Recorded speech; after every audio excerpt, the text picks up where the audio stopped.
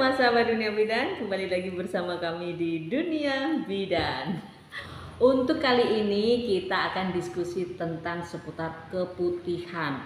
Ya, keputihan pada wanita sebenarnya itu suatu hal yang sering terjadi ya.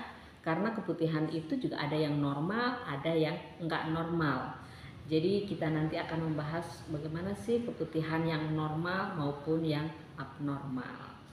Oke, jangan kemana-mana, ikuti terus Dunia Bidan. Apabila ini bermanfaat, silahkan di-share ya. Yang belum subscribe ya, supaya aku lebih bersemangat.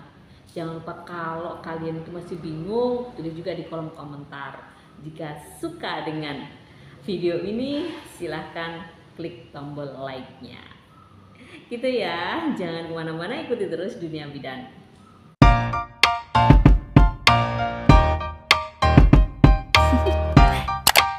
Do you wanna know?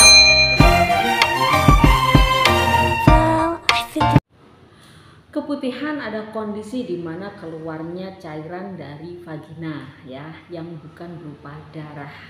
Jadi cairan ini bisa kapan saja, siapa saja yang mengalaminya ya, mulai dari bayi ya. Bayi pun juga bisa mengalami keputihan ya, sampai dengan orang yang dewasa, bahkan manula pun juga bisa mengalami keputihan. Nah, kenapa sih kalau bayi kok bisa mengalami keputihan? Iya, bayi bisa mengalami keputihan itu bisa karena hormon dari ibunya ya. Jadi dari ibunya yang memiliki hormon ya, dia nyusu ya pakai ASI, akhirnya ASINya masuk ke dalam tubuh si kecil dan akhirnya bisa terjadi keputihan. Ini sebenarnya masih normal ya, hal yang wajar. Keputihan yang normal lagi kepada orang dewasa ya. Keputihan itu bisa muncul atau timbul pada saat yang pertama itu karena bunda sedang ovulasi. Jadi kalau ovulasi bisa timbul keputihan dan keputihannya itu lebih encer ya. Keputihan yang normal lagi bisa karena pada saat sebelum menstruasi ataupun sesudah menstruasi. Ini memang karena faktor hormonal, jadi untuk menjaga kelembapan daripada vagina juga ya, dari endometrium sih sebenarnya. Terus keputihan lagi yang bisa normal itu bisa karena hubungan seksual, itu juga timbul keputihan dari efek dari aktivitas seksual.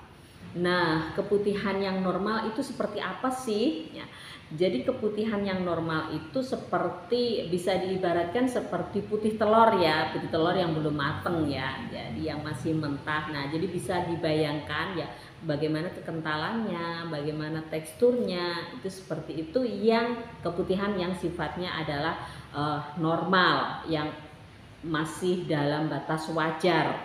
Jadi kalau keputihannya itu pada saat bunda ovulasi itu lebih bening ya, lebih encer gitu. Tapi kalau pada saat menjelang menstruasi itu lebih kental, atau setelah menstruasi itu juga lebih kental. Kalau ada keputihan yang normal, artinya ada dong keputihan yang abnormal atau enggak normal ya. Jadi keputihan yang enggak normal atau abnormal itu yang berbau, baunya nggak sedap ya, bisa bau busuk atau bau amis yang berlebihan seperti itu. Terus berwarna, warnanya apa? Macam-macam, ada yang keabu-abuan, ada yang kuning, ada yang kehijauan ya, ada yang kecoklatan. Itu semuanya tidak normal, dan ini pasti ada penyebabnya kalau yang enggak normal. Keputihan yang tidak normal itu bisa karena yang pertama adanya benda asing di dalam tubuh ya. Yang kedua adanya penyakit ya, penyakit misalkan adanya penyakit infeksi ya. Infeksi sendiri juga dibagi-bagi lagi, bisa karena jamur, bisa karena parasit, bisa karena bakteri. Nah, terus juga selain apa tadi? Infeksi, benda asing ya, penyakit yang lain misalkan adanya tumor, terus adanya penyakit misalkan penyakit kanker serviks, itu juga termasuk yang bisa menyebabkan keputihan yang abnormal. Benda asing di dalam tubuh, ya di dalam rahim, misalkan IUD, itu juga bisa menyebabkan keputihan.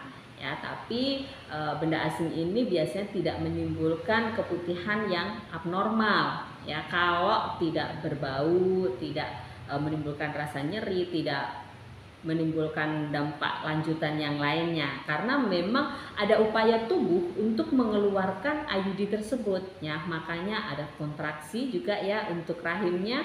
Selain adanya kontraksi juga dia menimbulkan cairan yang harapannya bisa mengeluarkan IUD itu. Kalau keputihan ini terus-menerus terjadi dan Bunda telat ya misalkan untuk datang ke tenaga kesehatan, itu bisa berbahaya. Makanya jangan telat ke tenaga kesehatan. Kapan sih Bunda harusnya datang ke tenaga kesehatan? Bunda harus datang ke tenaga kesehatan ketika terjadi yang namanya menstruasi di luar siklus menstruasi. Padahal Bunda nggak pakai KB. Kalau pakai KB misalkan suntik ya, itu masih bisa dibilang oh itu keputihan, bukan keputihan. Untuk menstruasinya itu normal, masih biasanya memang terjadi spotting. Tapi ketika Bunda tidak menggunakan KB hormonal ya, tidak menggunakan KB hormonal, tapi Bunda mengalami menstruasi di sela-sela ya, di sela-sela Bunda siklus haid, nah itu harus ke tenaga kesehatan. Ya, kita tidak tahu penyebabnya apa. Ya, jadi makanya kita harus memeriksakan diri ke tenaga kesehatan. Nah, kapan lagi kita harus ke tenaga kesehatan? Bila terjadi demam, ya, demam, panas tinggi, itu harus ke tenaga kesehatan.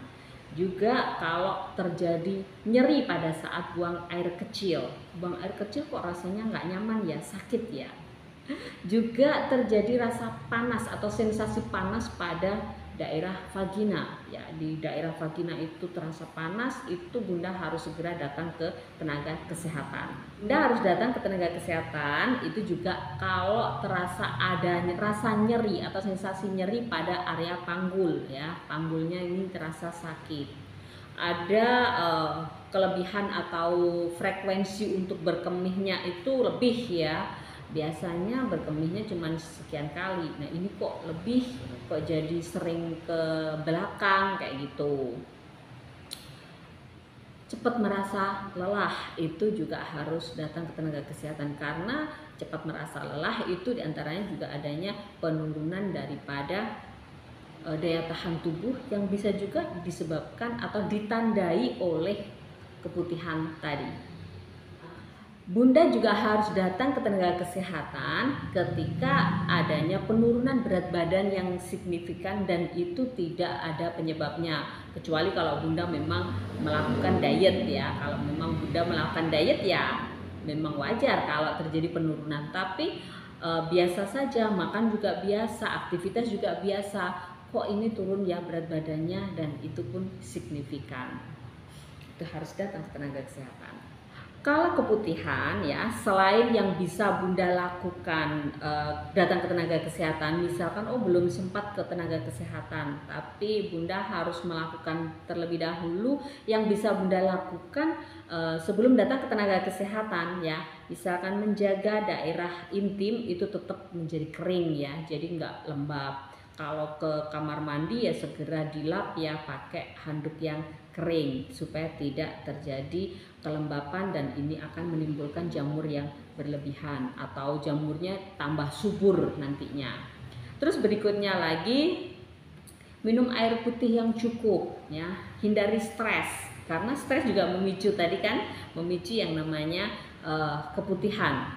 Bunda juga bisa konsumsi yogurt, bisa konsumsi pisang, itu untuk bisa tindakan ya sebelum Bunda ke tenaga kesehatan. Tapi bukan ini artinya sebagai suatu pengobatan, bukan ya.